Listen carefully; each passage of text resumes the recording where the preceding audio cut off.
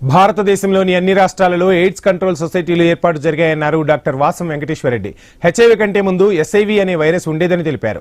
1959లో మొదటి కేసు నమోదు కాంగోలో నమోదైందని చెప్పారు. 1987లో ఇండియాలో తమిళనాడులో హెచ్ఐవి బయటపడిందని మేడం సాల్మాన్ కనుగొన్నారని పేర్కొన్నారు.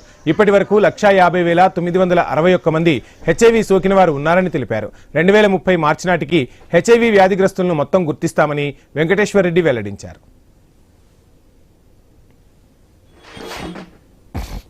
వరల్డ్ ఎయిడ్స్ డే సందర్భంగా తెలంగాణ ఎయిడ్స్ కంట్రోల్ సొసైటీ ఆధ్వర్యంలో దానికి సంబంధించిన కార్యక్రమం నిర్వహిస్తున్నాము.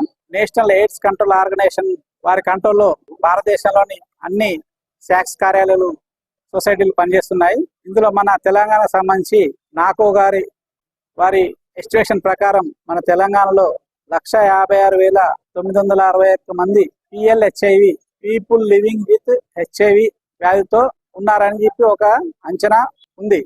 దానిలో 95% ఐడెంటిఫై చేసే బాధ్యత Telangana state AIDS control society. ఇప్పటి వరకు 143,173 హెచ్ఐవి బాధితులను ఐడెంటిఫై చేసి వారికి ట్రీట్మెంట్ కూడా ఇవ్వడం జరుగుతున్నది.